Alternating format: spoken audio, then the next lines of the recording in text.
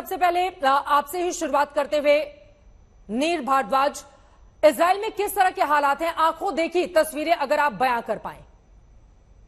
हाँ, अभी मैं इसराइल में ही हूँ। जी। हम रजिस्टर्ड हैं ये ऑपरेशन अजय में वापस जाने के लिए, पर अभी इसका वेट कर रहे हैं।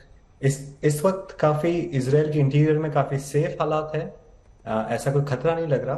पर स्टूडेंट्स में इसी बात की गंभीरता और आशंका है कि ये युद्ध क्या डायमेंशंस और लेता है और किस तरह और बढ़ता है और आगे क्या अनसर्टेनिटी होगी।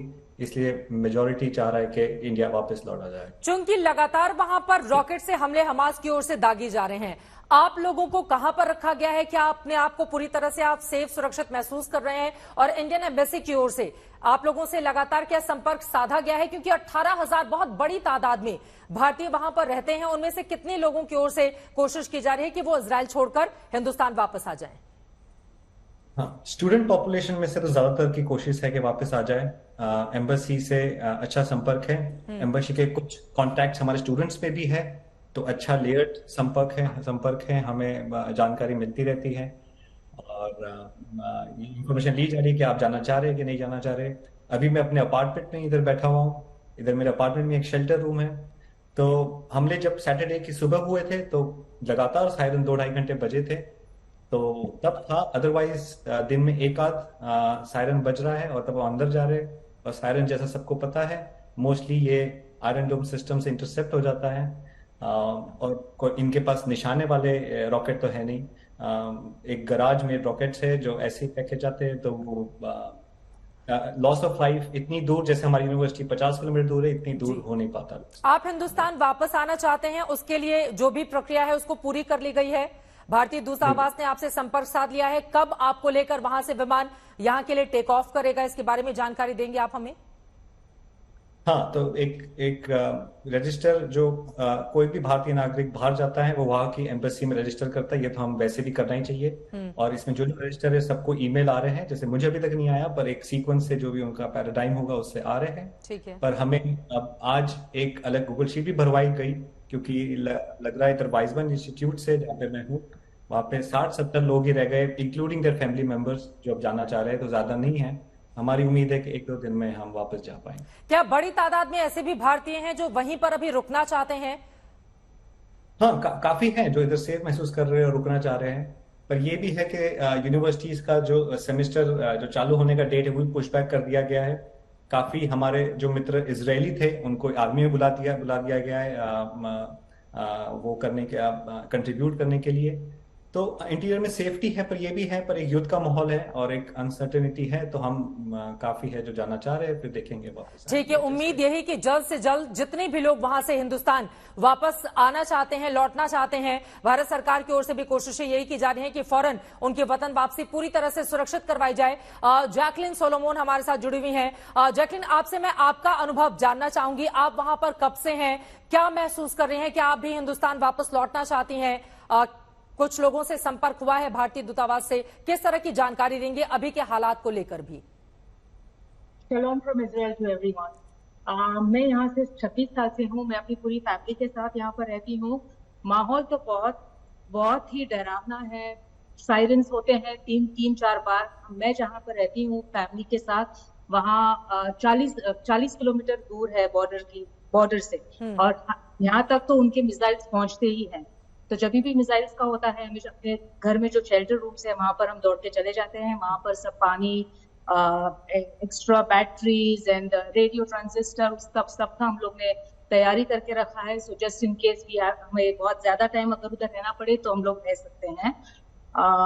फिलहाल तो हम हिंदुस्तान नहीं आना चाहते। हम वैसे इन सब के बावजूद विश्वास है कि इजराइल हमारा ख्याल रखेगा और हम यहीं पर रह रहे हैं।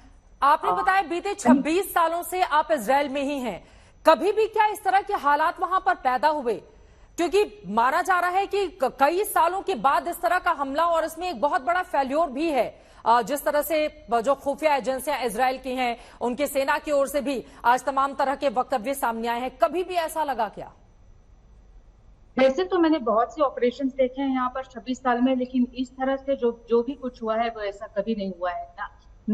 मैं क्लैरिफाई करना चाहूंगी, ना ही सिर्फ सालों से, अब कभी भी नहीं हुआ है सिंस 1948, जब से इजराइल इंडिपेंडेंट हुआ है, इस तरह का हमला इजराइल पर कभी नहीं हुआ है। ये बहुत ही दर्दनाक और भयानक बात हुई है हमारे साथ। क्या आप लोगों को भी लगता है कि हमास के लोग चूंकि इजराइल के भीतर दाखिल हो गए थे और कुछ लोगों को हाल ही में नौकरियां भी दी गई थी जो फिलिस्तीनी लोग थे, कहा जा रहा है कि उनमें हमास के कुछ लोग शामिल हो गए, इजराइल में आ गए और उसके बाद यहां से लगातार खुफिया जानकारी दी जाती रही हमास को और फिर इतना बड़ा हमला किया गया।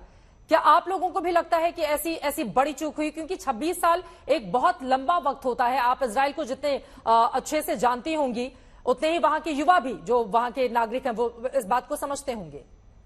और एक बार मैं सच्ची में कहना चाहूंगी, मैं मन से सोचती हूँ कि मुझे इजराइल पे पूरा पूरा पूरा भरोसा है। मुझे नहीं लगता कि ऐसा कुछ अंदर से हुआ है। हो सकता है कि हमास के लोग यहाँ पर आए हो, ये जानकारी मिले हो, वापस गई हो, समवेयर समहाउ हमारा इंटेलिजेंस जरूर फेल हुआ है। कहाँ पर ये अब हम सोच भी नहीं रहे हैं और हमें जानना भी नहीं है। सबसे इम्पोर्टेंट हमारे लिए अब देश की सुरक्षा है। हम पहले देखेंगे हम कैसे सुरक्षित रहे और बाद में हम अपने पॉलिटिशियंस और इंटेलिजेंस के पास जाएंगे युद्ध के बाद में। और उसके बाद आज हम सब लोग एक साथ आके दुश्मन का सामना करेंगे। यही चीजें इजराइल के लोगों को या इजराइल में जो लोग लंबे वक्त से रह रहे हैं उन्हें बहुत अलग और अलहदा बनाती है। जैसा कि आप एक भारतीय नागरिक जैकलिन को सुन रहे हैं, उनका यह कहना है कि हम वहीं रहेंगे क्योंकि इजराइल पर उनको पूरा भरोसा है।